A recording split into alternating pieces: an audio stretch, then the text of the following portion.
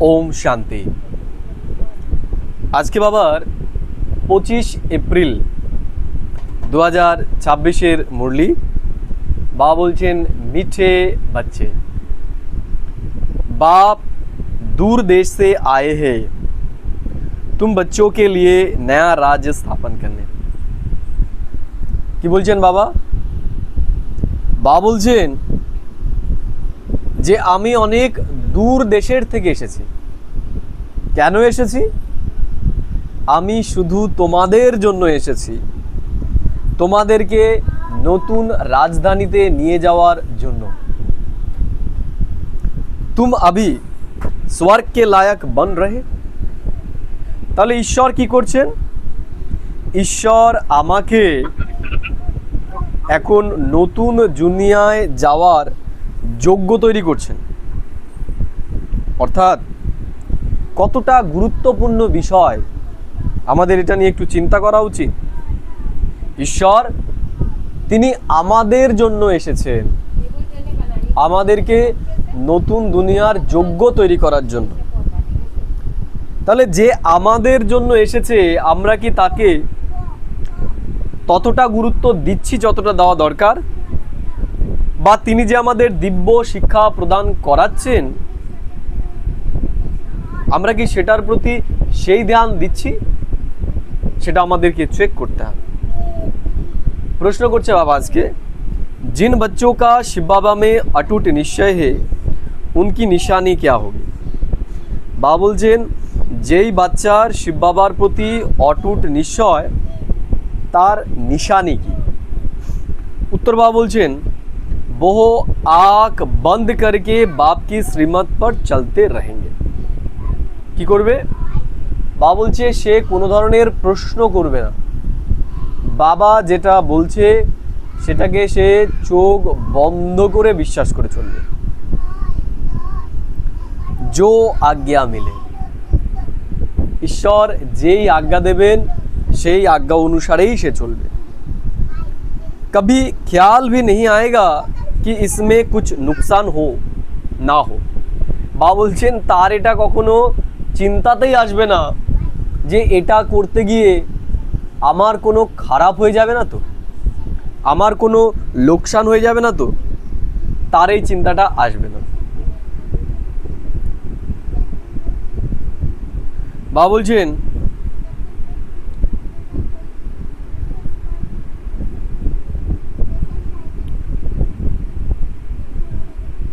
क्योंकि ऐसे निश्चय बुद्धि बच्चों का रिस्पॉन्सिबल बाप है। কেন? বাবা বলছেন এইরকম বাবার প্রতি যাদের নিশ্চয় হবে, যারা সম্পূর্ণরূপে প্রশ্ন করবে না ঈশ্বরের পথে, সম্পূর্ণরূপে ঈশ্বরের কথা অনুসারে চলবে, বাবা বলছে তাদের দায়িত্ব হচ্ছে ঈশ্বরের। ঈশ্বরের আদেশ পালন করতে গিয়ে যদি তাদের কোনো ক্ষতি হয়, তার জন্য দায়িত্ববান ঈশ্বর।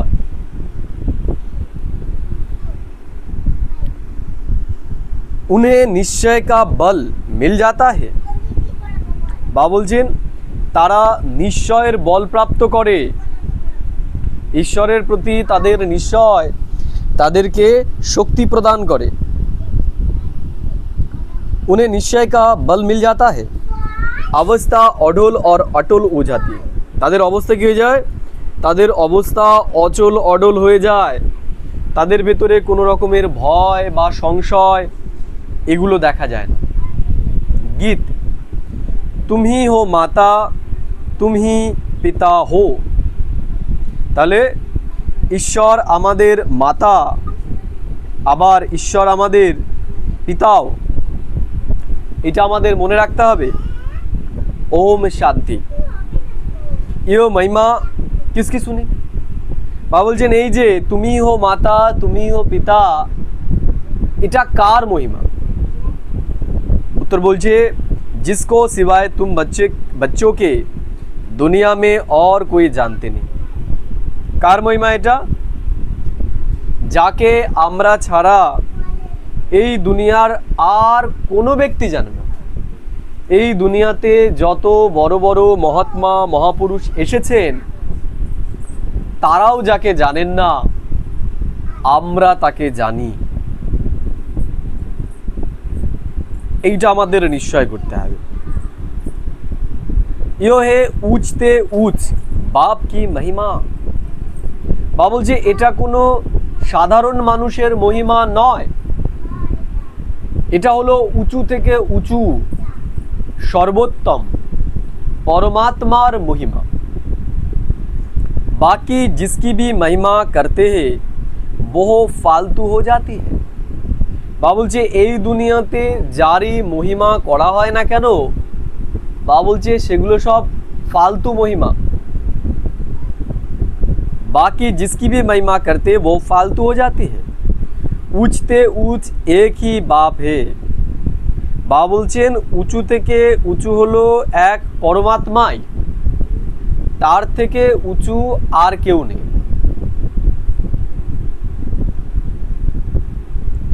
लेकिन बाप की पहचान कौन देवे। কিন্তু বাবা প্রশ্ন করছে এই যে ঈশ্বরের পরিচয় এটা কে দেবে। खुद आकर आत्मा की और अपनी पहचान देते हैं। তাহলে ঈশ্বর কি বলছেন যে আমি নিজে এসে আমার পরিচয় দিই, আমি নিজে এসে তোমাদেরকে জানাই যে আমার কর্তব্য কি। ঈশ্বর ছাড়া এই জ্ঞান আমাদেরকে আর কেউ দিতে পারে না। বাবা বলছেন कोई भी मनुष्य को आत्मा की भी पहचान है नहीं। বা বলছে এই দুনিয়ার কোনো মানুষের কাছেই আত্মার পরিচয় নেই। আত্মার পরিচয় মানে শুধু এটুকুই নয় যে আমি শরীর নই, আমি আত্মা। এখানে আত্মার পরিচয় বলতে যেটা বোঝাচ্ছে যে আমরা কোন আত্মা, দেবাত্মা, ধর্মাত্মা না মহাত্মা, এই পরিচয় এই জ্ঞানটা কারো কাছে নেই।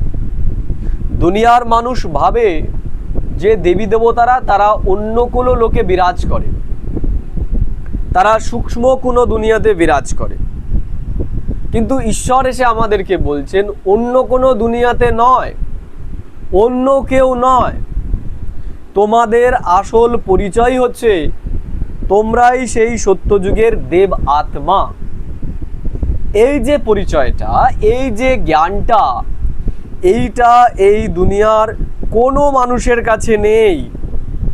এর জন্য তাদের ভাবনাতেই এটা নেই যে আমরাও যেই দেবী দেবতাদের পুজো করি আমরা তাদের মতো হতে পারি। যেহেতু তাদের ভাবনাতেই এটা নেই সেহেতু তারা কোনোদিনই এটা হতে পারবে না। তাহলে ঈশ্বর আমাদের এসে এইটা এখন জানাচ্ছে, এবং এই যে আত্মার পরিচয় আমি সেই শ্রেষ্ঠ দেব আত্মা, এটাকে যে বুদ্ধিতে অ্যাকসেপ্ট করে নেবে, যে স্বীকার করে নেবে, সেই হতে পারবে। এজন্য বাবা বলছেন যে আত্মার পরিচয় ঈশ্বর ছাড়া আর কেউ আমাদেরকে দিতে পারেন না। शरीर जब छूट जाता है तो कहते हैं आत्मा निकल जाती है, তাই না? আত্মা যখন শরীর ছেড়ে যায় তখন বলা হয় যে এই শরীর ছেড়ে দিয়েছে। শরীর মুর্দা হো যাতা है।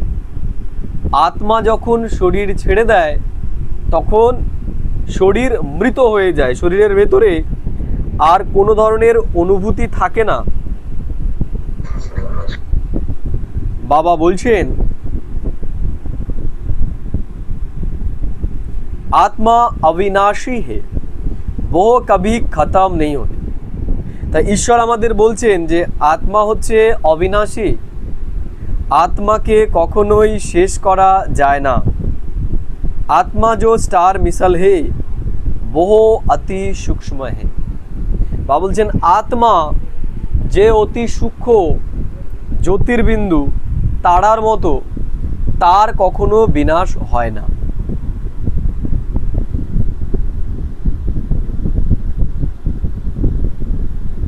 इन आँखों में, इन आँखों से देखने में नहीं आती है। तो বাবা বলছেন এই চর্ম চক্ষু দিয়ে আমরা আত্মাকে কখনো দেখতে পাই না। इन आंखों से देखने में नहीं आती है, कर्तव्य सब आत्मा करती है। বাবা বলছে সমস্ত কাজ সেটা আত্মাই করছে।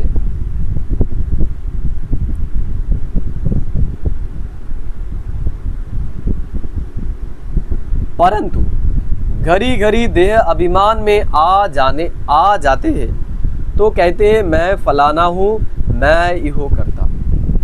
বাবা বলছে বারংবার ঘড়ি ঘড়ি আমরা দেহবানে আসার জন্য আমরা ভাবছি যে আমরাই এই কাজগুলো করছি। বাস্তব মে করতি সব আত্মা। তাহলে বাস্তবিক পক্ষে বাবা বলছে যে সমস্ত কিছু করছে আত্মাই। परंतु शरीर तो ऑर्गन से है। बाबा বলছে শরীর হচ্ছে इंद्रियों। यो साधु आदि भी जानते हैं कि आत्मा बहुत सूक्ष्म है। তা বাবা বলছেন সাধু আদি যারা আছে তারাও জানে যে আত্মা হলো অতি সূক্ষ্ম। जो भ्रुकुटी के बीच में रहती है। যেই আত্মা কোথায় রয়েছে? ভ্রুকুটির মাঝখানে রয়েছে আত্মা। परंतु उनको यह ज्ञान नहीं है कि आत्मा में यह पार्ट बजाने का संस्कार है। किंतु तादेर भेतरे এই জ্ঞানটা নেই যে আত্মাই সমস্ত পার্ট বাজাচ্ছে, আত্মাই সমস্ত কাজ করছে। বাবা বলছেন जो भ्रुकुटी के बीच में रहती है, परंतु उनको यह ज्ञान नहीं है कि आत्मा में यह पार्ट बजाने का संस्कार है। कोई कहते आत्मा में संस्कार होती नहीं, आत्मा निर्लेप है। তাহলে ভক্তি মার্গে কেউ কেউ কি বলছে? বাবা বলছেন ভক্তি মার্গে কেউ কেউ এই কথাটা বলছেন আত্মা হচ্ছে নির্লেপ, আত্মার ওপর কোনো কিছুর প্রভাব পড়ে না, কোনো সংস্কারের প্রভাব আত্মার ওপর পড়ে না। कोई कहते आत्मा में संस्कार होते नहीं, आत्मा निर्लेप है। कोई कहते संस्कारों अनुसार जन्म मिलता है। আবার কেউ কেউ বলে যে সংস্কার হিসেবেই আত্মা জন্ম নিচ্ছে। मतभेद बहुत है। यो भी किसको पता नहीं है कि कौन सी आत्माएं 84 जन्म लेती है। বাবা বলছে এটাও কেউ জানে না যে কোন আত্মারা 84 জন্ম নিচ্ছে। तुम जानते हो कि सूर्यवंशियों को ही 84 का चक्र लगाना पड़ता है। বাবা বলছেন যে আমরা জানি যে যারা সূর্যবংশী তারাই একমাত্র এই 84 জন্মের চক্রে আসবে।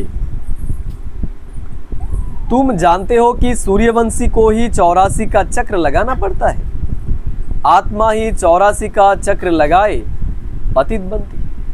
তাহলে এই যে দেবাত্মা যারা সত্যযুগে ছিল তারাই চক্র লাগিয়ে পুনরায় তারা পতিত আত্মা তমগুণী আত্মাতে পরিণত হয়।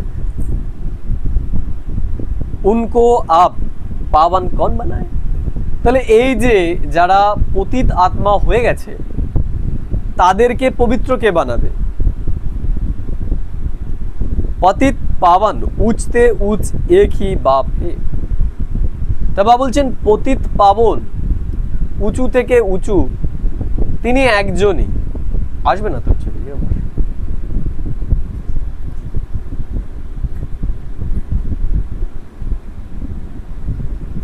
বাবা বলছেন उनकी महिमा सबसे ऊंच है। তাহলে পরমাত্মা পরমেশ্বর যে আমাদেরকে তমপ্রধান থেকে পুনরায় শতপ্রধান বানায় তার মহিমা সবথেকে শ্রেষ্ঠ। उनको आप पावन कौन बनाए? पतित पावन उचते उच्च एक ही बाप है, उनकी महिमा सबसे ऊंचे है। তাহলে দেবতারা কারা? দেবতারা কারা? কারা দেবতারা? জানো না তুমি? কেন তুমি পুজো করো না? কারা দেবতা? অজয়,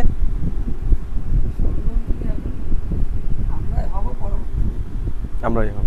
সঙ্গম যুগে দেবতার আছে সঙ্গম, তাহলে আমরা এখন দেবতা তৈরি হচ্ছে, তাহলে তৈরি করবে কে?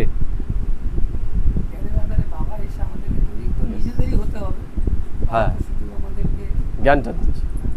তাহলে ঈশ্বর আমাদেরকে জ্ঞান দিয়ে যেই দেবী দেবতা আমরা ছিলাম এবং বর্তমানে সাধারণ হয়ে গেছি, আমাদেরকেই পুনরায় সে আবার দেব তুল্য তৈরি করছে। তাহলে এটা কত বড় বিষয় আমরা কি চিন্তা করেছি? দেবতা এই দুনিয়াতেও যদি কাউকে একটা সরকারি চাকরি পেতে হয় বা সরকারি চাকরির জন্য, সেটা ডি গ্রুপেরই হোক, তার জন্য মানুষ কতটা পরিশ্রম করছে, যে একটা চাকরি পেয়ে গেলে পরে তার জীবন সিকিউর হয়ে যাবে, অর্থের জন্য তার চিন্তা করতে হবে। তাহলে ঈশ্বর বলছেন দেবতা যাদের জীবন 21 জন্মের জন্য পুরোপুরি সিকিওর। কিভাবে সিকিওর? তাদের কোনো অর্থাভাব হবে না, তাদের শরীরে কোনো রকম সমস্যা হবে না, এবং তাদের যে সম্পর্কগুলো সেগুলোও তাদেরকে কোনো ধরনের কখনোই কষ্ট দেবে না। না স্ত্রী, না স্বামী, না সন্তান, না প্রতিবেশী, কেউ কাউকে কষ্ট দেবে না। তাহলে এমন জীবন পাওয়ার জন্য যে আমাদেরকে দিচ্ছে, তার কথাটাকে আমাদের কতটা ধ্যান দিয়ে শোনা উচিত বা কতটা শ্রদ্ধার সাথে পালন করা উচিত? কতটা কতটা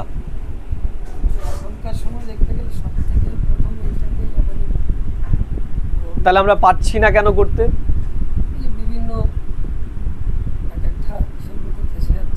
হাসি কেন আমরা? আমাদের ভেতরে সেই চাহগুলো আছে, সেই এটা আমরা করতে পারছি না। দরকার কেন?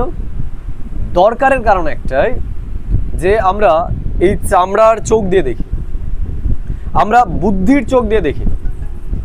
কিন্তু অদ্ভুত বিষয়, যত দেবাত্মাই আছে না কেন, তাদের তো সব ত্রিলোচনধারী দেখানো হয়েছে। তারা ত্রিলোচনধারী না? তারা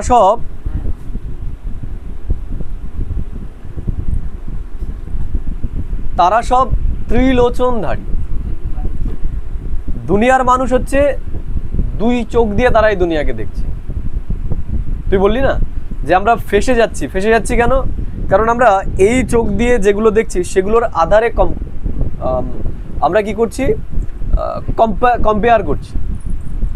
কিন্তু যদি আমরা দেখি যে একটা স্টুডেন্ট, মনে কর যে তার স্টুডেন্ট লাইফে সে পড়াশুনো করছে, 1 টাকাও তো তার ইনকাম হয় না। ক্লাস 10, ক্লাস 12, কলেজ, এই যে মনে কর আমি এত ডিগ্রি অর্জন করেছি, কিন্তু এর জন্য তো আমি 1 টাকাও পাইনি। তাহলে আমি করেছি কেন?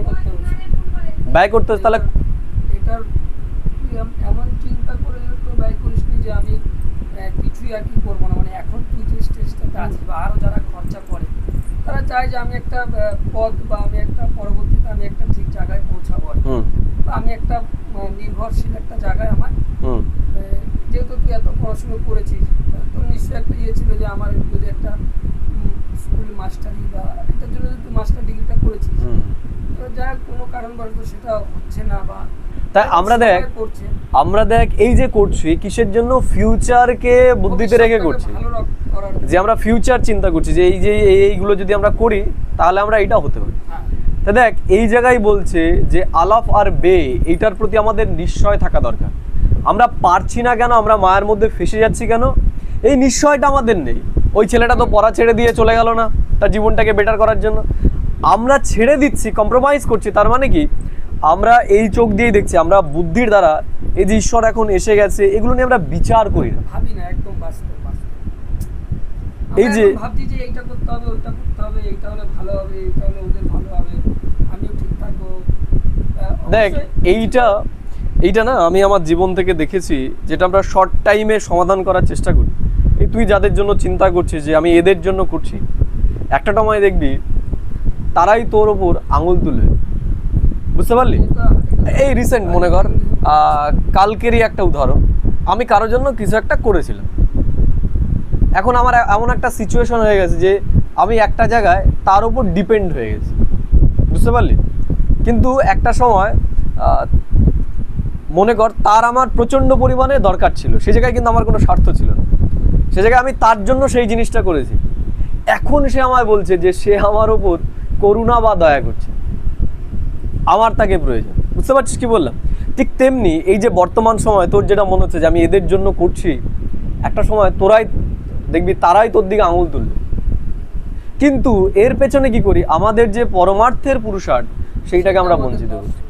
আমরা যেটা মনে কর যে আমরা পুরুষার্থ করে যে রাজার তুল্য হতে পারতাম, দেখা গেল আমার পরে যারা এসেছে, যারা আমাদের মতো কোয়ালিটিও ছিল না, এই মনে কর তুই একটা সময় ক্লাস করাতেই ভালো, সবাই তোর প্রশংসা করতে এখনো সায়নরা করে, তার মানে কি তোর মধ্যে সেই যোগ্যতা আছে।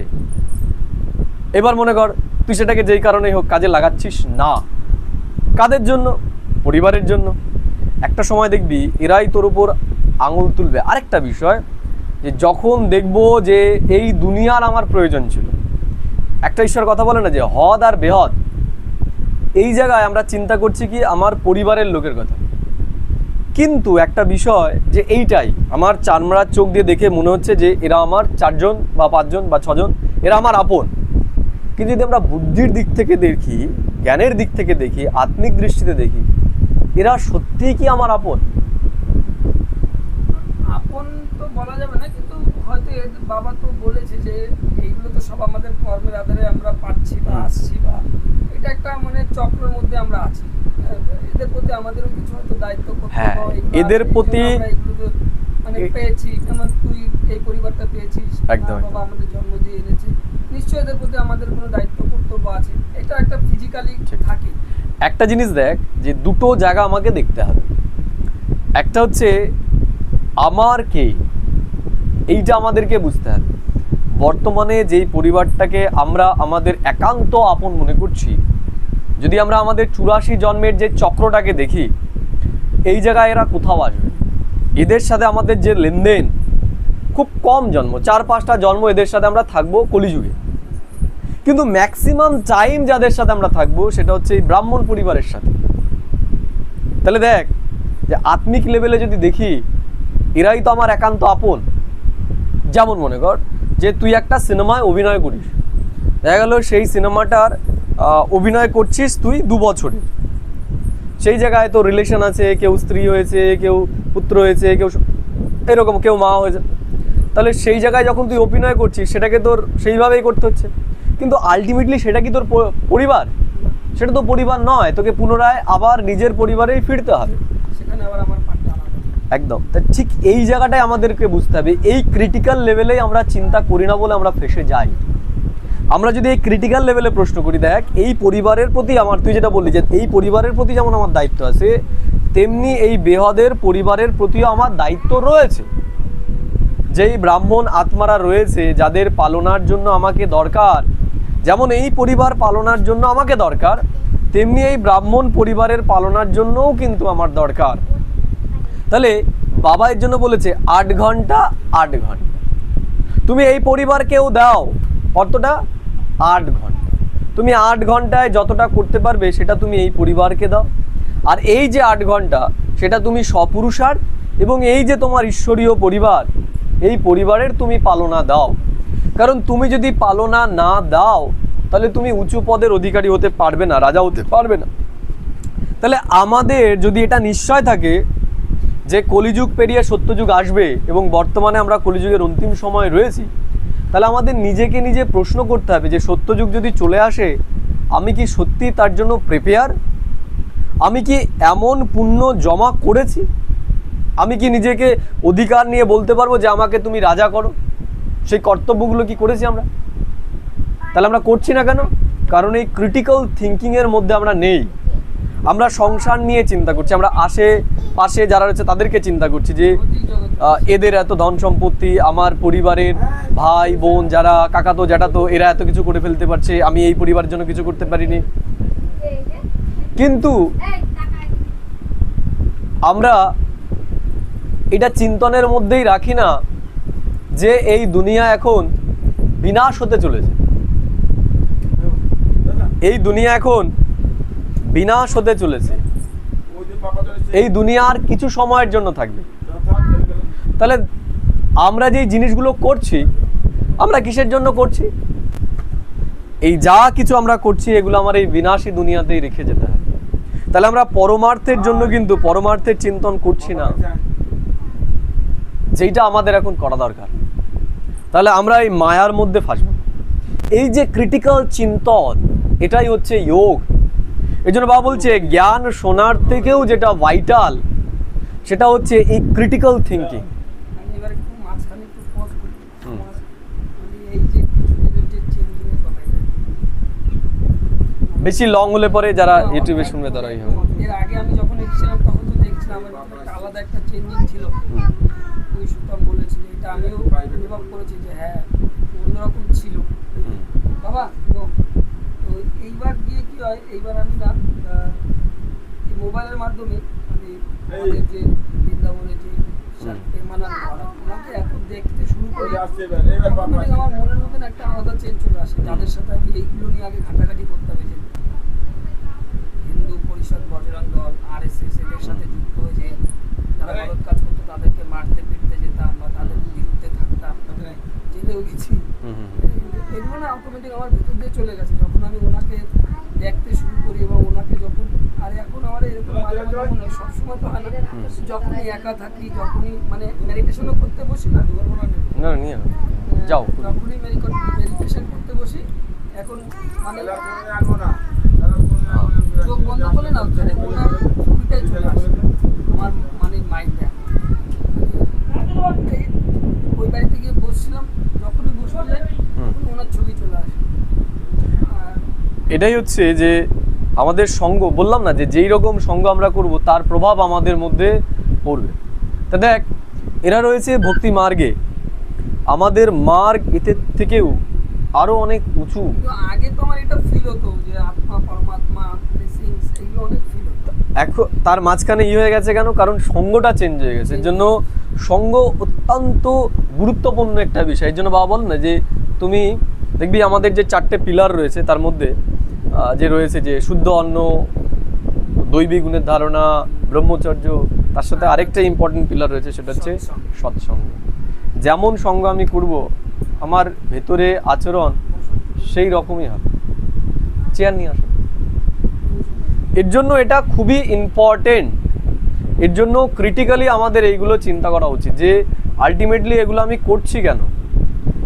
আজকেই একটা আমি বই শুনছিলাম যে বলছে আমাদেরকে এইটা চিন্তা করা উচিত, মানে আমরা যে কাজগুলো করছি সেগুলোকে সব ডিভাইড করা উচিত। যে আমি যে কাজটা করছি বা আমি যে সময়টা লাগাচ্ছি এখানে কোনটা আমার সবথেকে বেশি গুরুত্বপূর্ণ, এখানে কোন কাজটা আমার সবথেকে গুরুত্বপূর্ণ। তাই এই যে বর্তমানের সময় অনুসারে, কল্পের সময় অনুসারে আমাকেও এটা চিন্তা করতে হবে এখন যে আমি সময়টা লাগাবো, এখন যে আমি এনার্জিটা দেব, সেটা আমি কিসে দেব। ঈশ্বরের জন্য বারবার আমাদের মনে করিয়ে দেন একটা কথা, এটা হচ্ছে পুরুষোত্তম সঙ্গম যুগ। তোমরা এই সময় পেরিয়ে গেলে আর এটা পাবে না। এই সময় পেরিয়ে গেলে আমরা যতই চিন্তা করি যে নিজেকে আমরা শতপ্রধান বানাবো বা আমরা নিজেকে চেঞ্জ করবো, ওটা ধরে না বাবু, ওটা ধরে না। আমরা যতই চিন্তা করি যে নিজেকে পরিবর্তন করব, সেটা আমরা করতে পারবো না। অর্থাৎ এই যে সময়টা, এটা খুবই গুরুত্বপূর্ণ একটা বিষয়। ওইদিকে দাও, নাহলে আওয়াজ হবে, অসুবিধা হবে। এই যে সময়টা, এটা অত্যন্ত গুরুত্বপূর্ণ একটা সময়। এই সময় চলে গেলে আমরা যতই মাথা ঠুকি যাই করি, এই দেখ আমি এইটাই বলি, এই যে মনে কর আজকে এই ভাইটার সাথে আলোচনা করছিলাম না, এই যে চৈত্র মাসে যে চৈত্র সন্ন্যাস হয়, আমি অনেকবার ক্লাসে বলেছি, আরেকবার তোকে বলছি মনে করি দেওয়ার জন্য। কেন হয় এটা?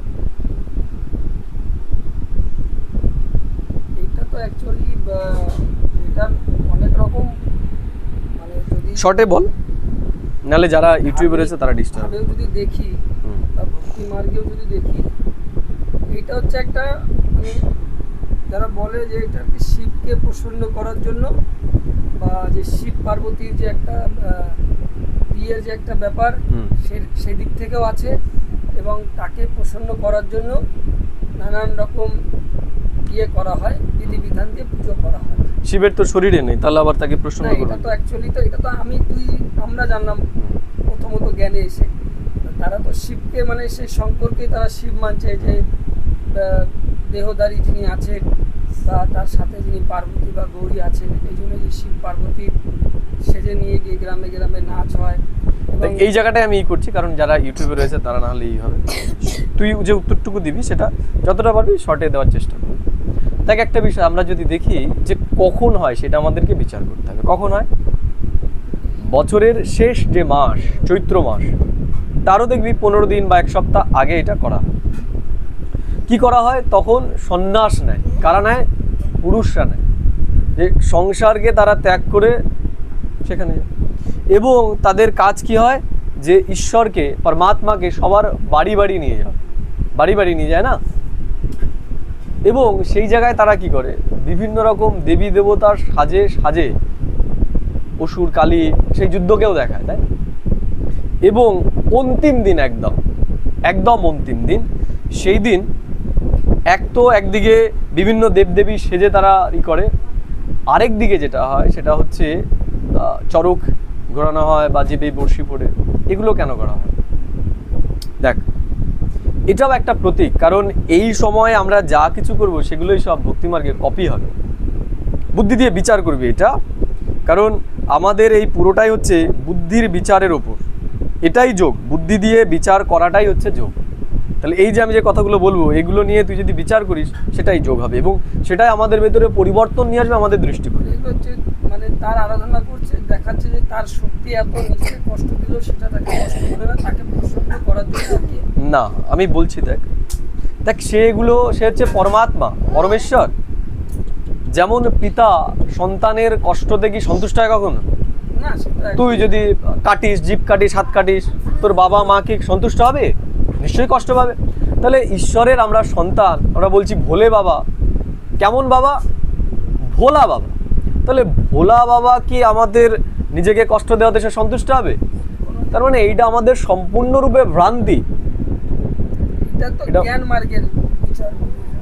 এইটাই দেখ যে ওরা এইটা করে, কিন্তু এর আসল রহস্য কি সেইটা আমাদের জানতে হবে। এই জ্ঞান মার্গে আমাদের সাথে যা যা হবে সেগুলোই সব ভক্তি মার্গে কপি হয়। উদাহরণ, ঈশ্বর এসে দেখ আমাদের কি করেছে? নতুন জন্ম এখন প্রদান করিয়েছে। এর জন্য কি করিস? তুই এগুলো ভালো জানিস আমার থেকে, যে যখন শুরু হয় তখন শুরু হয় কি? গঙ্গা স্নানের মাধ্যমে। গঙ্গা স্নান, তাই না? তাহলে আমাদের এই যাত্রাটা যে শুরু হয়েছে সেটা কিসের মাধ্যমে? জ্ঞান গঙ্গায় ডুব দেওয়ার মাধ্যমে শুরু হয়েছে। আমরা নিজেকে জানলাম, আমরা ঈশ্বরকে জানলাম। এইবার দেখ যে ওই ডুব দেওয়ার সাথে সাথেই কি সে সন্ন্যাস নেয়? তাহলে এই যে আমরা জ্ঞান গঙ্গায় ডুব দিয়েছি, তাহলে আমরা নিজেকে জানতে পারলাম যে আমি আত্মা, সে পরমাত্মা। এবার আমরা সন্ন্যাসটা নিলাম কেন? ঈশ্বর এসে বলছে যে এই ড্রামার একদম অন্তিম সময় আমরা এখন রয়েছি। এর জন্য এই দুনিয়াকে আমাদের মন বুদ্ধির দ্বারা সম্পূর্ণরূপে ভুলতে হবে। আর কি বলেছে? যে এখন সব সময় আমাদের ঈশ্বরের সঙ্গ করতে হবে। এর জন্য দেখ, যখন থেকে সে গঙ্গায় ডুব দিল, গঙ্গা স্নান করলো, তারপর থেকে কিন্তু তার সন্ন্যাস জীবন শুরু হলো এই কদিনের জন্য, তাই তো নাকি? আমাদের এখানে অতটাই করা হয় না, কিন্তু কোথাও কোথাও কি পইতেও তারা নেয় পবিত্র সম্পন্ন, এবং তারা নিজেরা রান্না করে খায়।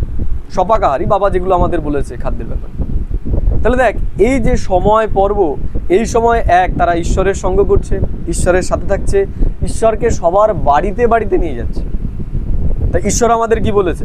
যে তুমি পড়ো এবং সবাইকে পড়াও, সবাইকে ঈশ্বরের পরিচয় দাও। হলো। এইবার দেখ, এই যে বর্তমান সময়, ওখানেও যেটা দেখানো হয়েছে, দেব আর অসুরের মধ্যে যুদ্ধ। ওই যে সময় মনে কর, ওই 15 দিনের সময়, সেই সময় আমরা কি দেব আর অসুরের মধ্যে যে যুদ্ধ সেটা আমরা দেখাই। তাহলে এই যখন থেকে আমরা সন্ন্যাস নিলাম, অর্থাৎ পরমাত্মাকে জানতে পারলাম, তখন থেকে আমাদের ভেতরেও যুদ্ধ শুরু হয়ে গেল। কিসের? আমাদের পুরনো আসরিক প্রবৃত্তির আর নতুন ঈশ্বর এসে আমাদের যে দৈবী প্রবৃত্তি দিচ্ছে তার মধ্যে হচ্ছে। এইবার এই যুদ্ধ করতে গিয়ে মনে কর কিছু কিছু পুরুষার্থী, কিছু কিছু ব্রাহ্মণাত্মা যারা সম্পূর্ণতাকে প্রাপ্ত করবে, যারা সম্পূর্ণতাকে প্রাপ্ত করবে, তারা তাদের মাধ্যমে ঈশ্বরকে দর্শন করাবে বা দেবী দেবতাদেরকে দর্শন করাবে। যেটা আমরা দেখি যে কেউ কালী সাজে, কেউ দুর্গা সাজে, কেউ কৃষ্ণ সাজে, গণেশ সাজে, কেউ পার্বতী, সব একসাথে। তার মানে কি ঈশ্বর বলে না যে যে যাকে ভক্তি করে অন্তিম সময় তোমরা সেই রূপে তাকে সাক্ষাৎকার করাতে চলেছে। অর্থাৎ কিছু ব্রাহ্মণ যারা সাক্ষাৎকার করান, তাহলে এই ব্রাহ্মণদের মধ্যেই কেউ এগুলো সাজছে, আবার কেউ দেখ ওই চরকেও ঘুরছে। তাহলে চরকে ঘুরছে কারা? ওটা তো বেদনাদায়ক, কষ্টদায়ক। তাহলে চরক হচ্ছে কল্পবৃক্ষের প্রতি। এই যে মনে কর যেই ব্রাহ্মণরা যারা জ্ঞান পেয়েছে, ঈশ্বরের জ্ঞান পেয়েছে, চলেছে, তারপরেও যারা আলবেলা হয়ে গেছে, ছেড়ে দিয়েছে ঈশ্বরকে জানার পর, তারা পড়া পড়ছে না, তখন তাদের কি হবে? অন্তিম সময় বাবা বলেন যে অন্তিম সময় আমরা যখন শরীর ছাড়বো তখন পুরো সৃষ্টিচক্রটাকে, পুরো 84 জন্মটাকে আমরা সাক্ষাৎকার করব। এই যে বর্তমান সময় আমরা গাফিলতি করলাম, এর ফলে আমাদের 84 জন্মে কি কি আমার সাথে হতে চলেছে সেটা আমি সম্পূর্ণরূপে সাক্ষাৎ করব। সেই সময় আমার সেই যন্ত্রণাটা হবে যে আমার ভেতরে এই যোগ্যতাগুলো ছিল, আমিও এদের মতো ছিলাম, আমিও এদের মতো ঈশ্বরকে চিনতে পেরেছিলাম, জানতে পেরেছিলাম, চলেছিলাম, আমার ভেতরেও সেই কোয়ালিটি ছিল, কিন্তু এরা সাক্ষাৎকার করাচ্ছে আর আমি পশ্চাৎ। এটাই হচ্ছে প্রতীক। তারপরে দেখ কি হয়, ওটার পরেই পয়লা বৈশাখ শুরু হয়, নতুন জীবন শুরু হয়, নতুন খাতা খোলা হয়। তাহলে এখানেও কি বলছে যে পশ্চাতাপের পরেই কি হবে? জয় জয়কার হবে।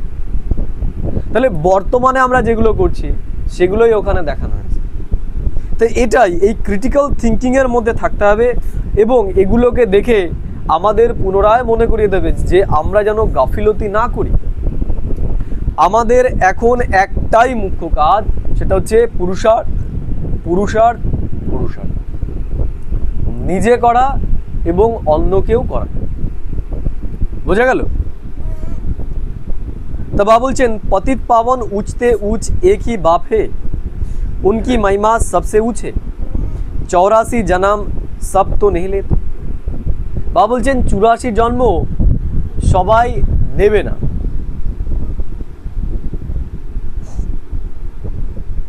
तुम जानते हो कि सूर्यवंशियों को ही 84 का चक्र लगाना पड़ता है। बाबा बोलছেন যারা সূর্যবংশী হবে, অর্থাৎ সত্যযুগের একদম প্রথমে যারা আসবে তারাই 84টা জন্ম নেবে। तुम जानते हो कि सूर्यवंशी को ही 84 का चक्र लगाना पड़ता है, आत्मा ही 84 का चक्र लगाए पतित बनती। তা বাবা বলছেন যে আত্মাই 84 জন্ম নিয়ে তারা পতিত হয়ে যাবে। बाबा बोलছেন पीछे तो मनुष्य की बहुत वृद्धि होती ही है। তাহলে বর্তমান সময় আমরা দেখতে পাচ্ছি যে সময়ের সাথে সাথে এই দুনিয়াতে জনসংখ্যা অনেক বেড়ে গেছে। বাবা বলছেন সব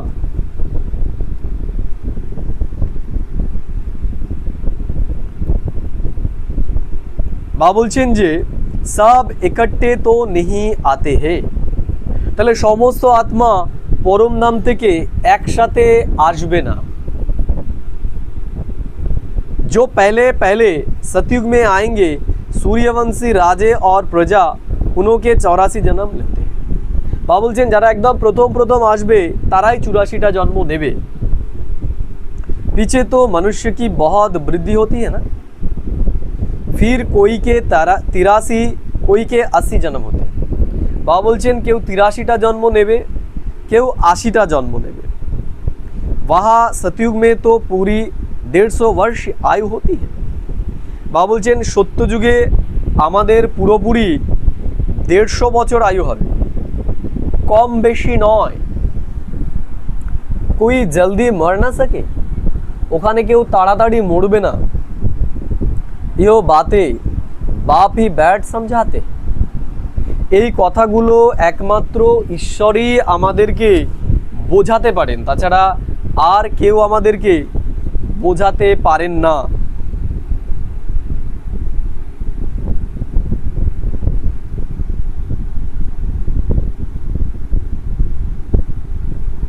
बाबा बोलছেন आप कोई परमपिता परमात्मा को नहीं जानते। এখন কেউ আর परमपिता परमात्मा के চেনে বা জানে না। बाप कहते हैं कि जैसे तुम्हारी आत्मा है वैसे मेरी भी आत्मा है। तब बाबा बोलছেন আমরা আত্মারা যেরকম परमात्माओं ठीक तेमनी मुझे बुलाते भी तब है जब पतित बनते। তাহলে আমরা ঈশ্বরকে परमात्माকে তখনই ডাকি যখন আমরা পতিত হয়ে যাই। जब बहुत दुखी हो जाते हैं तब बुलाते हैं। যখন আমরা খুব দুঃখী হয়ে যাই তখনই আমরা ঈশ্বরকে ডাকি, ঈশ্বরকে স্মরণ করি। इस समय तुम बच्चों को शिव बाबा पढ़ा रहे। তাহলে বাবা কি বলছেন যে এখন परमात्मा शिव তিনি আমাদেরকে পড়াচ্ছেন। कोई पूछते कि इहो कैसे माने कि परमात्मा आते हैं। তা অনেকেই আমাদেরকে জিজ্ঞেস করেন যে কি করে মানবো যে परमात्माই শোনাচ্ছে। तो उनको समझाना है कि सब पुकारते हैं। তাদের কি বলতে হবে যে সবাই তাকে ডাকছে, তার মানে সে অবশ্যই আসে বলেই তাকে ডাকছে।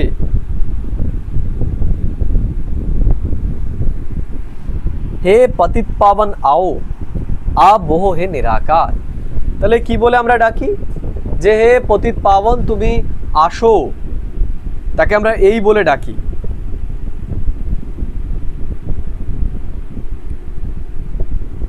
बाबा बोलছেন उनको अपना शरीर नहीं है। তাহলে परमात्मा তার নিজস্ব কোনো শরীর নেই।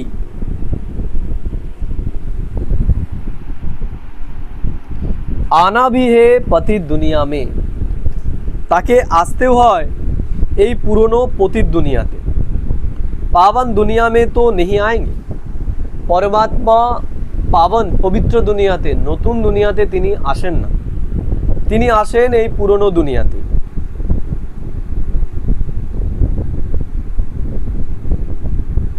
ऐसे समझाना चाहिए। বাবা বলছেন এইভাবে আমাদের সবাইকে এখন বোঝাতে হবে। यो भी समझाना है कि परमात्मा इतना छोटा है जैसे आत्मा छोटी। বাবা বলছেন এটাও সবাইকে বোঝাতে হবে যে परमात्मा आत्मार মতোই ছোট। आत्मा যেমন ছোট परमात्माও তেমনি ছোটই।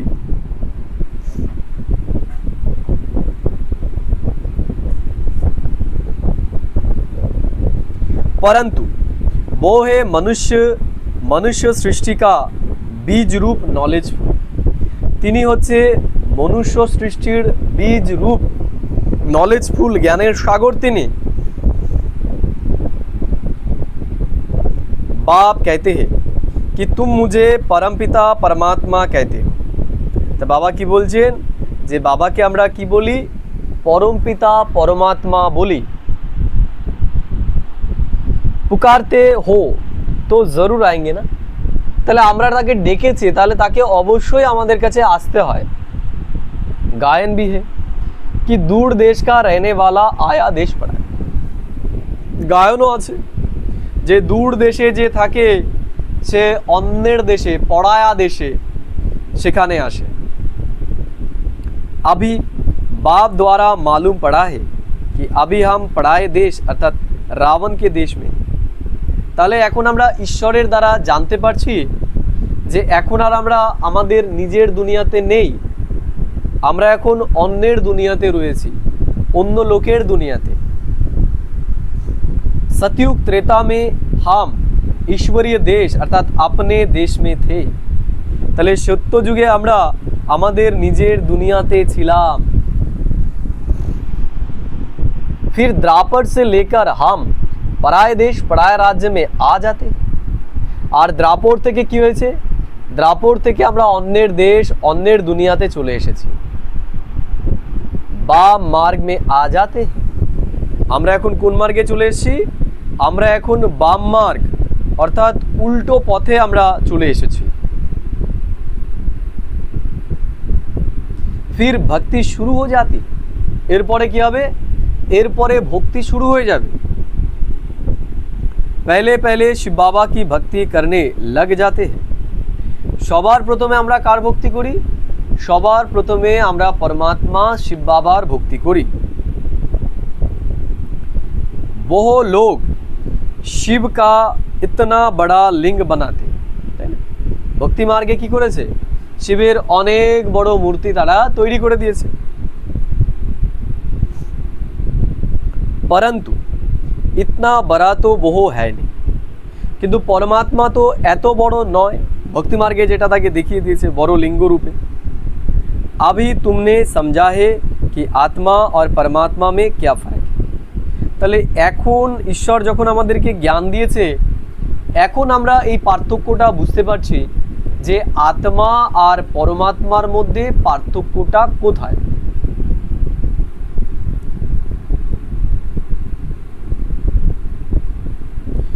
वो नॉलेजफुल सदा पावन सुख का सागर आनंद का सागर, তিনি হচ্ছে নলেজফুল জ্ঞানের সাগর, সুখের সাগর, শান্তির সাগর। ইয়ো পরম আত্মা কি মহিমা है ना, তা বাবা বলছে এটা হচ্ছে পরমাত্মার মহিমা। আপ বুলাতে হে কি হে পতিত পাবনাও, তাহলে এখন তাকে ডাকা হচ্ছে যে হে পতিত পাবন তুমি আসো। वो হে परम पिता जो कल्प कल्प आते हैं, তিনি হলেন পরম পিতা যিনি কল্পে কল্পে আসেন। दूर देश के रहने वाले मुसाफिर को बुलाते हैं उनकी महिमा गाते हैं, তাহলে পরমাত্মা সে দূরদেশী, তাকে আমরা ডাকছি যে তুমি আসো, এখানে এসে আমাদেরকে মুক্তির পথ দেখাও। ब्रह्मा सरस्वती को तो बुलाते नहीं है, তাহলে ব্রহ্মা সরস্বতীকে ডাকছে নাকি? ডাকছে কাকে? পরমাত্মাকে। पुकारते हैं निराकार परमात्मा को, आत्मा बुलाती है कि दूर देश के रहने वाले अब आओ देश पर आए क्योंकि सब पतित बन चुके हैं। কেন তাকে ডাকা হচ্ছে? কারণ এই দুনিয়ার সমস্ত আত্মাই এখন পতিত হয়ে গেছে। मैं भी आऊँगा तब जब रावण राज्य खत्म होना होगा, তা বাবা বলছেন ঈশ্বর তখনই আসেন যখন এখানে রাবণের দুনিয়া শেষ হতে চলে তখন। मैं आत्मा भी हूँ संगम युगे, मैं आता भी हूँ संगम युगे, তাহলে ঈশ্বর কখন আসেন? ঈশ্বর আসেন এই পুরুষোত্তম সঙ্গম যুগে। यो किसको भी पता नहीं है, कहते भी है कि यो परम आत्मा बिंदी, তাই না? ভক্তি মার্গেও বলে যে পরমাত্মা তিনি হলেন বিন্দি। आजकल फिर कहते हैं आत्मा सो परमात्मा, परमात्मा सो आत्मा। এখন কি বলে দিয়েছে যে আত্মা সো পরমাত্মা, পরমাত্মা সো আত্মা। আত্মা সো পরমাত্মা हो না सके, বা বলছে আত্মাই পরমাত্মা হতে পারে না। আত্মা পরমাত্মা দোনো अलग अलग है। কি বলছেন বাবা? আত্মা এবং পরমাত্মা দুজনেই আলাদা আলাদা, রূপ दोनों का एक जैसा है। বা বলছে দুজনের রূপই একই রকম, परंतु आत्मा पतित बनती है, 84 जन्मों का पाठ बजाना पड़ता है। বা বলছেন আত্মাই পতিত হয় আবার আত্মাই পাবন হয়, আত্মাই 84 জন্মের পাঠ বাজায়, পরমাত্মা জন্ম মরণ রহিত। বা বলছেন আত্মা হচ্ছে জন্ম মরণ রহিত, आत्मा কখনো জন্ম মরণের চক্রের মধ্যে আসে না। अगर आत्मा से परमात्मा कहते तो क्या सतोप्रधान परमात्मा तपोप्रधान में आते हैं? তো বাবা বলছেন আত্মাই যদি পরমাত্মা হয় তাহলে শতপ্রধান আত্মা তিনি তমপ্রধান আত্মাদের মধ্যে আসেন? नहीं, यो तो हो ना सके। बाप कहते हैं कि मैं आता हूँ सर्व आत्माओं की सर्विस करने। তাহলে ঈশ্বর কি বলছেন, যে আমার একটাই কর্তব্য, যারা তমগুণী হয়ে যায়, তমপ্রধান আত্মাদেরকে আমি শতপ্রধান বানানোর জন্যই এখানে আসি।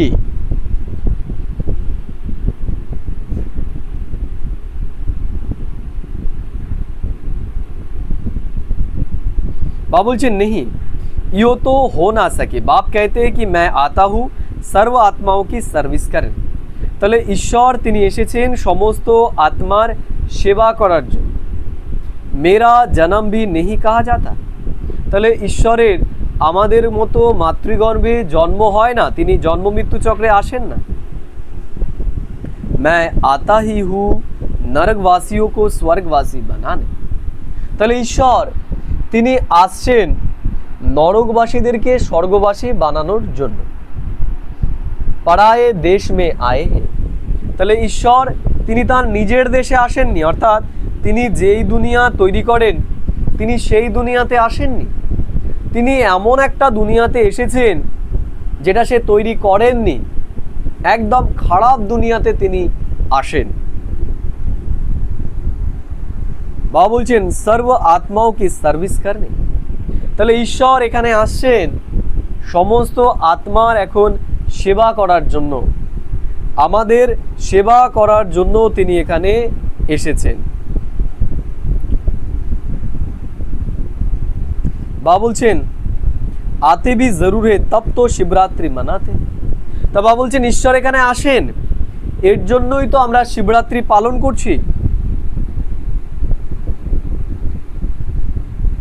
लेकिन वो कब आए यो कोई नहीं जानते। কিন্তু পরমাত্মা তিনি কবে আসলেন এটাই কেউ জানে না। ऐसे ही शिव जयंती मनाते आए हैं, তেমনি শিব জয়ন্তীও পালন করা হয়। जरूर संगम पर आए होंगे स्वर्ग स्थापन करने। বাবা বলছেন পরমাত্মা এসেছেন এখন স্বর্গ স্থাপন করার জন্যই। पतितों को पावन बनाने जरूर संगम पर आएंगे ना। তাহলে তিনি এখানে এসেছেন পতিতদেরকে পাবন বানানোর জন্য। তাহলে পতিতদেরকে পাবন এই পুরুষোত্তম সঙ্গম যুগেই বানাতে হয়, কারণ পতিত আত্মারা যদি উত্তম না হয় তাহলে সত্য যুগের স্থাপনা তো হবেই না। যুগে যুগে তো নেহি আতে। তাহলে পরমাত্মা তিনি যুগে যুগে আসেন না, তিনি একটাই সময় আসেন এই পুরুষোত্তম সঙ্গম যুগে। बाप बोलছেন बाप कहते हैं मुझे संगम पर ही आकर पतित दुनिया को पावन बनाना है। তাহলে পরমাত্মাকে এই পতিত দুনিয়াতে এসেই এই পতিত দুনিয়াকে পাবন দুনিয়াতে পরিবর্তন করতে হয়। पहली पहली मुख्य बात आत्मा और परमात्मा का राज समझाना है। बाबा बोलছেন সবথেকে মুখ্য বিষয় এটাই, আত্মা আর পরমাত্মার যে রাজ রহস্য পার্থক্য সেটাই আমাদের সবাইকে প্রথমে বোঝাতে হবে।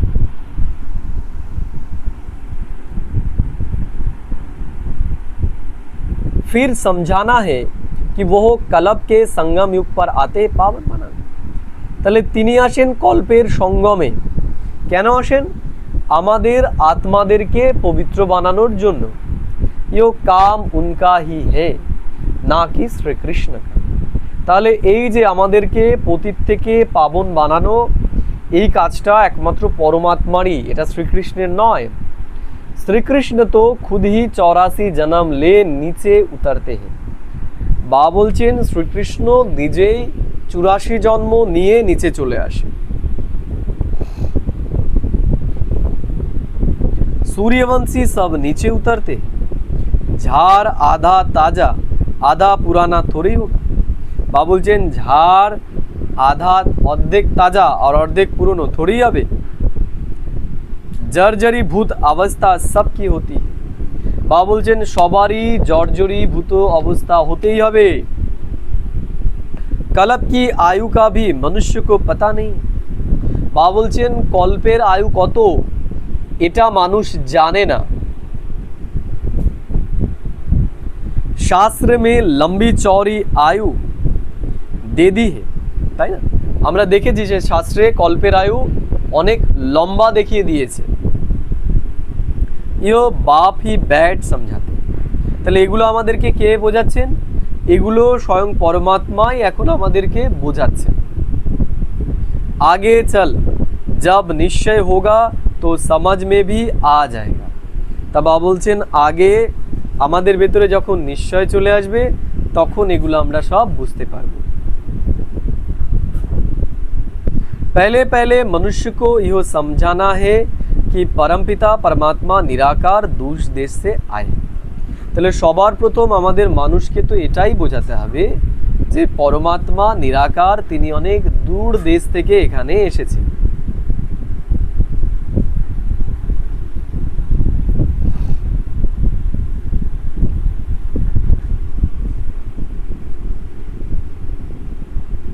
परंतु किस शरीर में आए, किंतु তিনি কোন শরীরে এসেছেন?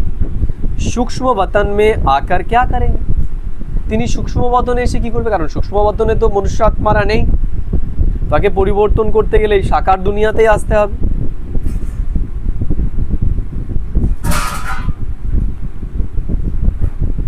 जरूर यहाँ आना पड़े। प्रजापिता ब्रह्मा भी यहाँ चाहिए। তা বাবা বলছেন প্রজাপিতা ব্রহ্মাকেও এখানে দরকার। ব্রহ্মা कौन है? यो भी बाप बैठ समझाते।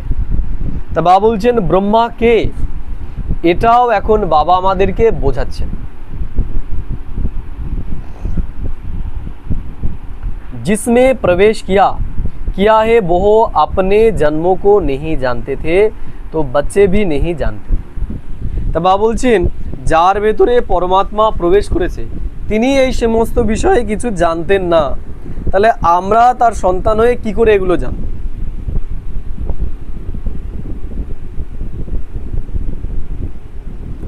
बच्चे भी तब बनते जब मैं অ্যাডপ্ট করতাম। তা বাবা বলছেন আমরা তার বাচ্চা তখনই হই যখন সে নিজে থেকে আমাদেরকে অ্যাডপ্ট করছে। मैं इन शहीद बच्चों को समझाता हूँ कि क्या तुम अपने जन्मों को भूल गए हो। তা বাবা বলছেন ঈশ্বর শুধু আমাদেরকে না ব্রহ্মাকেও এগুলো বোঝাচ্ছেন যে আমাদের জন্ম সম্পর্কে, যে আমরা কি ছিলাম এবং এখন বর্তমানে আমরা কি হয়ে গেছি। अभी सृष्टि का चक्र पूरा होता है फिर रिपीट होगा। বাবা বলছেন এখন সৃষ্টিচক্র পুরো হচ্ছে, এরপরে পুনরায় আবার এটা রিপিট হতে চলেছে। मैं आया हूँ पावन बनने के लिए। তাহলে ঈশ্বর বাবা বলছেন मैं आया हूँ पावन बनाने के। তাহলে ঈশ্বর এসেছেনই এখন আমাদেরকে পতিত থেকে পাবন বানানোর জন্য। राजयोग सिखाने, पावन बनने का और कोई रास्ता नहीं। বাবা বলছেন পবিত্র হওয়ার আর কোনো রাস্তা নেই।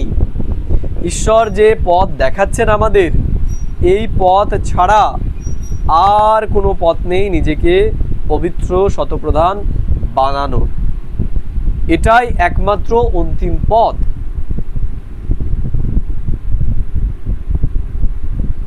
বাবা বলছেন अगर ইহো রাজ मनुष्य जानते तो गंगा आदि पर स्नान करने मेले आदि पर जाते।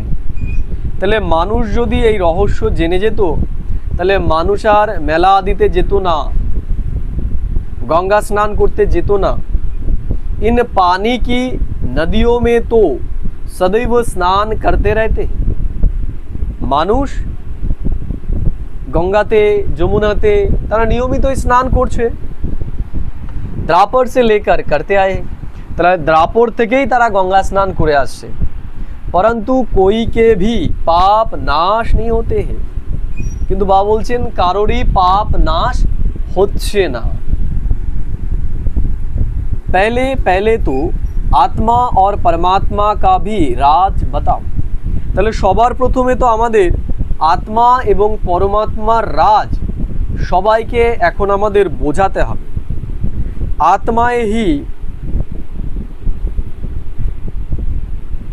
आत्माएं ही परमात्मा बाप को पुकारती है। তা বাবা বলছেন আত্মাই পরমাত্মা পিতাকে স্মরণ করে। वो निराकार है, आत्मा भी निराकार। তাহলে পরমাত্মাও নিরাকার, আবার আত্মাও হলো নিরাকার। इन ऑर्गन्स द्वारा आत्मा पुकारती है, भक्ति के बाद भगवान को आना है, यो भी ड्रामा में पार्ट है। বা বলছেন ভক্তির পরে ভগবানকে আসতে হয়, এটাও ড্রামার একটা পার্ট। বা বলছেন तुम्हारा काम है सबको सुखधाम का मालिक बनाना। তাহলে আমাদের এখন কাজ কি? আমাদের কাজ হলো সবাইকে সুখধামের মালিক বানানো। किसको दुख नहीं देना, আমরা যেন কাউকে এখন আর দুঃখ না দিই। জ্ঞান नहीं है तो फिर बहुत दुख देते हैं। বা বলছে যার ভেতরে জ্ঞান নেই সেই অন্যকে দুঃখ দেবে। फिर कितना भी समझाओ तो समझते नहीं। বা বলছেন যাকে যতই বোঝাও সে বোঝে না। पहले पहले समझानी देनी है आत्मा और परमात्मा की। তা বা বলছেন সবার প্রথমে তো আমাদের বোঝাতে হবে आत्मा और परमात्मार विषय।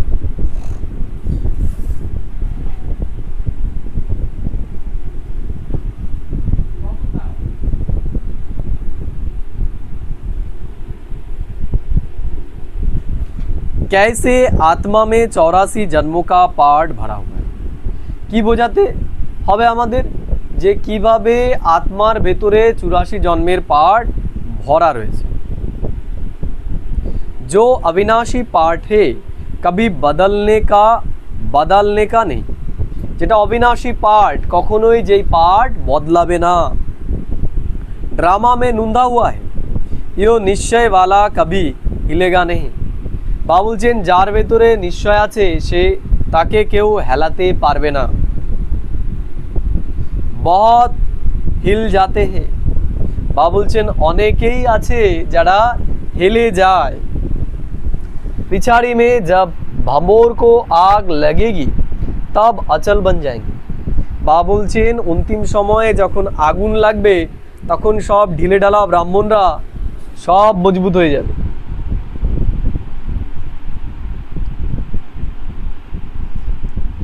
अभी तो बहुत युक्ति से समझाना है। বা বলছে এখন অনেক যুক্তির সহকারে আমাদের সবাইকে বোঝাতে হবে। अच्छे अच्छे बच्चे तो सर्विस पर रहते। বা বলছেন বাবার যারা ভালো বাচ্চা আছে তারা একটাই কাজ তাদের, সেটা হচ্ছে সার্ভিস। তারা সার্ভিসের মধ্যে লেগে যাবে। দিল पर चढ़े रहते। আর যারা ঈশ্বরীয় সার্ভিস করছে বা বলছেন তারা বাবার হৃদয়ে থাকে। बहुत तीखे जाते रहते हैं। তারা কি হবে?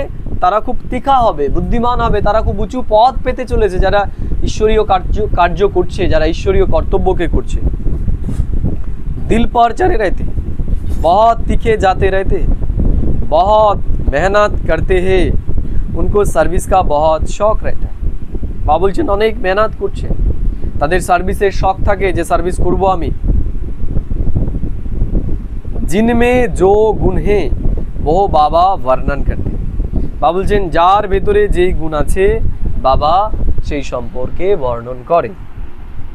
अच्छा मीठे मीठे सिखिलदे बच्चों प्रति माता पिता बाप दादा का याद प्यार और गुड मॉर्निंग। रूहानी बाप की रूहानी बच्चों को नमस्ते। हम रूहानी बच्चों रूहानी माता पिता बाप दादा को पदम गुना याद प्यार गुड मॉर्निंग और नमस्ते। धारणा के लिए मुख्य सार 1 नंबर बोलছেন सर्विस में हड्डियाँ देनी है, किसी भी बात में संशय नहीं उठाना। বা বলছেন সার্ভিসের ভেতরে একদম হাড্ডি অবধি আমাদের দিয়ে দিতে হবে, অর্থাৎ দরকার হলে আমাদের হাড্ডি অবধি দিয়ে দিতে হবে সার্ভিসে।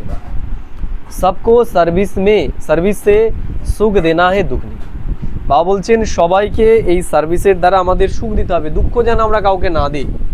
আমাদের একটাই কাজ, সবাইকে আমাদের সুখ দিতে হবে। 2 नंबर बाबा बोलছেন निश्चय के बल से अपनी अवस्था को अडोल बनाना है। বা বলছেন নিশ্চয়ের বলের আধারে আমাদের অবস্থাকে এখন অঢল বানাতে হবে। जो श्रीमत मिलती है उसमें कल्याण समय हुआ।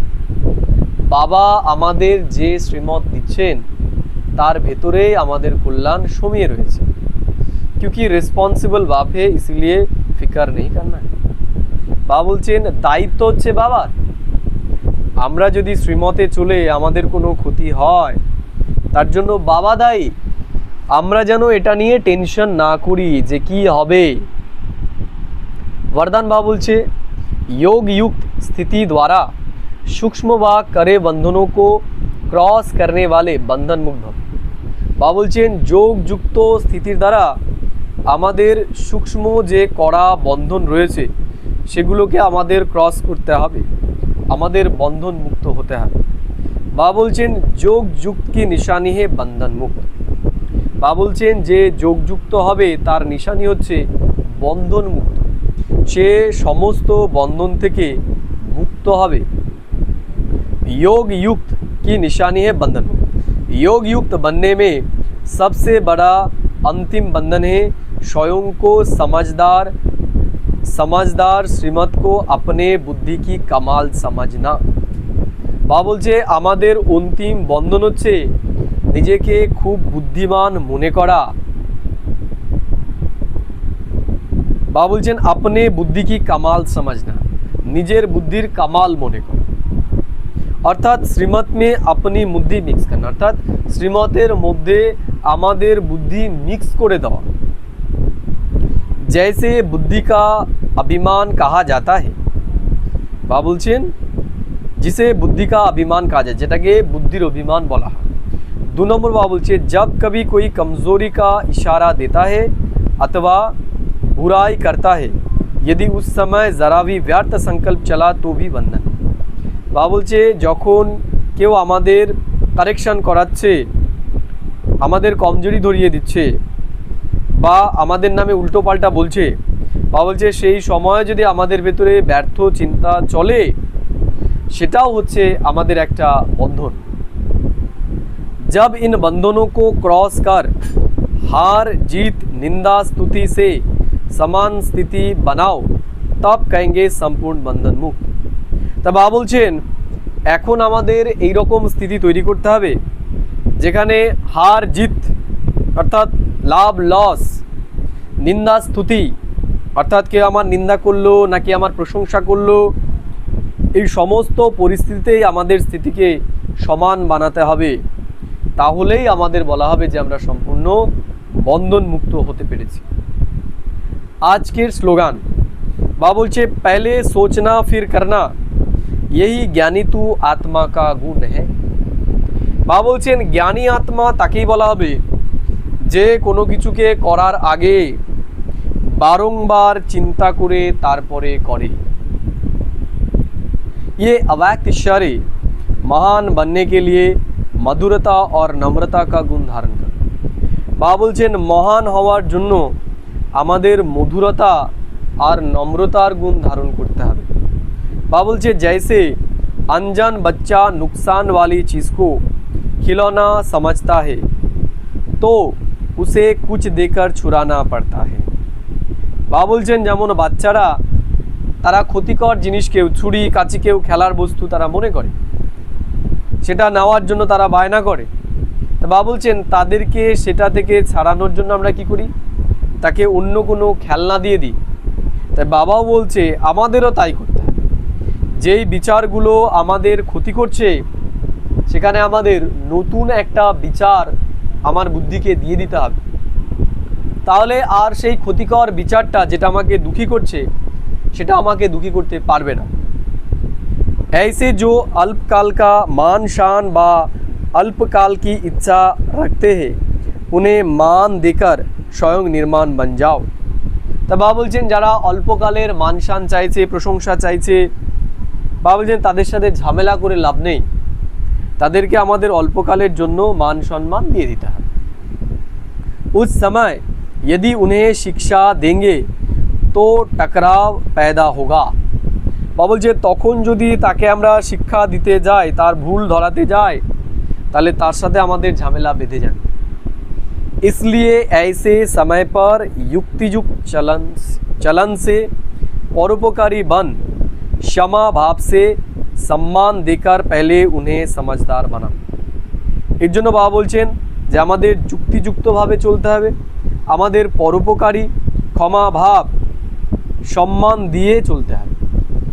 তাহলে বাবা বলছেন আমাদের समझदार বলা হবে আর তাদেরকেও আমাদের समझदार বানাতে হবে जिसमें ইহো স্বয়ং महसूस करे कि ইহো बात नुकसानकारक বা বলছেন যেন সে নিজেই অনুভব করে যে আমি যেটা করছি সেটা আমারই অকল্যাণ করছি। ঠিক আছে, ওম শান্তি। তাহলে এখন আমরা কিছু সময় আজকে বাবা আমাদের যা শোনালো আমরা সেগুলো নিয়ে একটু চিন্তা করব,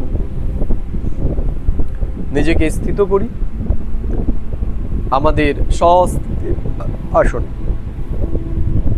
বাবা বললেন যে বাবা সেই দূর দেশ পরম ধাম থেকে এখন এই পৃথিবীতে নেমে এসেছে। তিনি আমাদেরকে তমপ্রধান থেকে শতপ্রধান বানানোর জন্য এই পৃথিবীতে এসেছেন। বাবা আজকে প্রশ্ন করেছেন যে পরমাত্মার প্রতি যাদের অটুট প্রেম রয়েছে তার নিশানি। বাবা বলছেন পরমাত্মার প্রতি যার অটুট প্রেম থাকবে সে পরমাত্মার কোনো কথার উপর কোশ্চেন করবে না, সে সম্পূর্ণ নিশ্চয় বুদ্ধি হয়ে পরমাত্মার শ্রীমতকে ফলো করবে। পরমাত্মা যে আদেশ করছেন, পরমাত্মা যে পথ দেখাচ্ছেন সে সেই পথেই চলবেন। আরো বাবা বলল যার পরমাত্মার প্রতি নিশ্চয় থাকবে সে নিশ্চয় বুদ্ধি এবং নিশ্চিত হয়ে পরমাত্মা সেবায় লেগে যাবে। সে সকল্যাণ এবং অন্যেরও কল্যাণ করবে। তার অবস্থা অচল অডল হয়ে যাবে, অর্থাৎ তার স্থিতি আপ ডাউন হবে না। কখনোই তার পরমাত্মার প্রতি অবিশ্বাস বা সংশয় তৈরি হবে না। বাবা আজকে বললেন যে ঈশ্বর কখন আসেন, কোথায় আসেন, এগুলো এই দুনিয়ার যত বড় মানুষই আছে না কেন তারা জানে না। এমনকি পরমাত্মা যার ভেতরে আসে যতক্ষণ পরমাত্মা এসে তাকে জ্ঞান না দেয় সেও জানতে পারে না যে পরমাত্মা কে, তার দ্বারা পরমাত্মা কিভাবে তার কর্তব্য করছে। বাবা আজকে আমাদের বলল যে সত্য যুগে যখন আমরা থাকব তখন আমাদের আয়ু হবে 150 বছর। সেখানে আমাদের অকালে মৃত্যু হবে না, সেখানে আমরা সবাই সম্পন্ন হব। এর জন্য সত্যযুগের চিন্তনে আমাদের থেকে আমাদের পুরুষার্থকে এখন তীব্র বানাতে হবে। বাবা আজকে বললেন যে সার্ভিসের জন্য আমাদের হাড্ডি পর্যন্ত দিয়ে দিতে হবে। যেখানে সেবায় আমাকে প্রয়োজন সেখানে যাই হয়ে যাক আমাকে সেখানে উপস্থিত হতে হবে। বাবা বলছেন সার্ভিসে আমরা যেন কাউকে দুঃখ না দিই। বাবা 2 নম্বরে বলেছেন যে নিশ্চয়ের আধারে আমাদের শ্রীমতে চলতে হবে। বাবা বলছেন এর মধ্যেই আমাদের কল্যাণ সমী রয়েছে। বাবা বলছেন যে ঈশ্বরের দেখানো পথে চলতে গিয়ে যদি আমাদের কোনো ক্ষতিও হয়ে যায় তার জন্য ঈশ্বর দায়িত্ববান থাকবেন। আজকে বাবা বলছেন বরদান যে যোগযুক্ত স্থিতির দ্বারা আমাদের ভেতরে সূক্ষ্ম কড়া বন্ধনকেও মুক্ত করতে হবে। বাবা বলছেন যোগযুক্তর নিশানি হচ্ছে বন্ধন মুক্ত। বাবা বলছেন যোগযুক্ত হতে বা বন্ধন মুক্ত হতে লাস্ট বন্ধন হচ্ছে আমাদের বুদ্ধির অহংকার। আমরা এই বুদ্ধির অহংকারে বেঁধে যাই, আমরা শ্রীমতের সাথে আমাদের মনমতকে মিক্সড করে দিই। বা বলছেন যখন কেউ আমাদের কমজোরিগুলোকে ধরিয়ে দিচ্ছে, আমাদের নিন্দা করছে, বা বলছে তখন যদি আমাদের তার বিষয়ে ব্যর্থ চিন্তা চলে, বা বলছেন এটাও হচ্ছে একটা বন্ধন।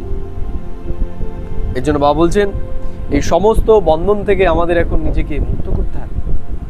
বাবা আজকে স্লোগানে বলেছেন আমাদের প্রথমে চিন্তা করতে হবে, তারপরে কোনো কর্ম করতে হবে। বাবা বলছেন এটাই হচ্ছে জ্ঞানিতু আত্মার নিশানি। আজ আমি সারাদিন এই কথাগুলোকেই মনে রাখবো এবং আমার জীবনকে আমি শ্রেষ্ঠ বানাবো। আমি সদাই কোনো কর্ম করার আগে চিন্তা ভাবনা করে তারপরেই কোনো কর্ম করব। ওম শান্তি।